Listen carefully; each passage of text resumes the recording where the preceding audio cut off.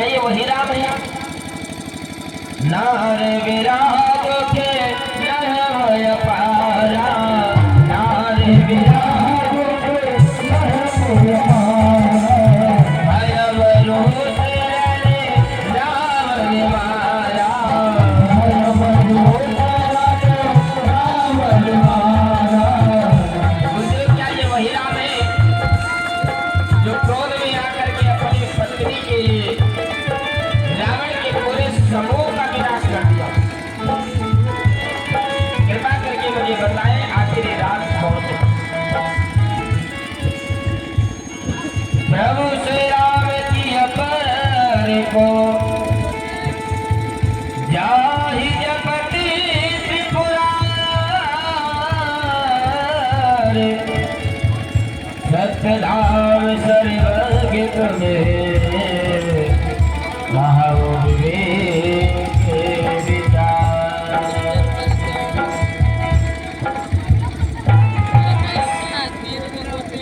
मुझे इतना बताए, प्रभु श्री राम की अपर को जाहे जपत त्रिपुरार। क्या ये वही राम है जिन राम का सिमरन, राम का भजन कीर्तन भोले बाबा दिन रात जप करते हैं, चिंतन करते हैं? सत्यधाम सर्वज्ञ तुम कहो विवेक विचार। गुरुदेव आखिर ये राम कौन है?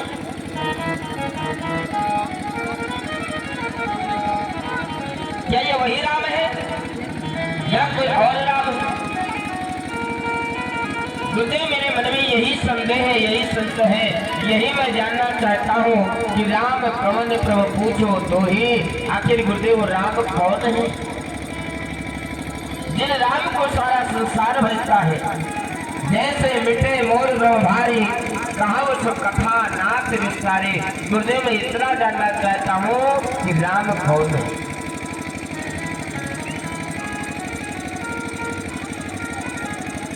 एक बालकी ने भरद्वाज ऋषि की ओर देखा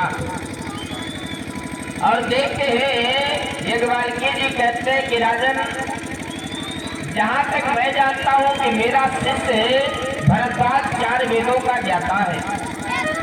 इतना भी अज्ञान नहीं है कि उसे राम की महिमा नहीं पता है। तुम्हें विदित रघुपति प्रभुताई, तुम्हें भली बात पता है कि राम कौन है।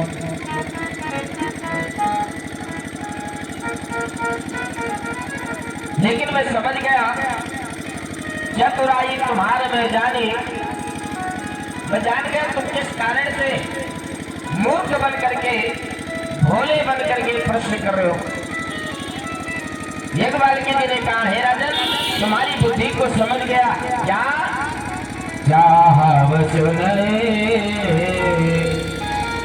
राम गुण गोढ़ा,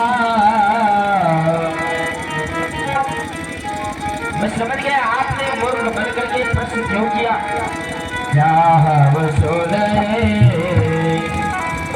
राम गुण गोढ़ा की नव प्रश्न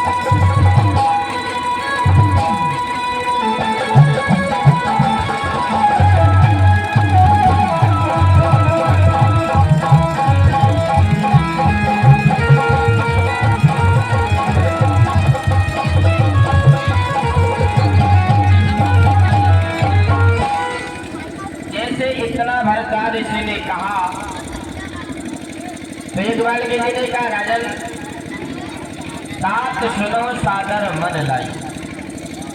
यहाँ जितनी भी हमारी माताएं बहनें बैठी हैं देखो आपस में बातें ही कर रही हैं, लेकिन ये रामचरितमानस हमको आपको जीवन में सावधान करता है कि जीवन में कभी कभी सावधान होकर के रहना चाहिए। जैसे जब ठोकर लगता है तो हम लोग सचेत हो जाते हैं, रास्ता देख के चलते कि नहीं चलते हैं।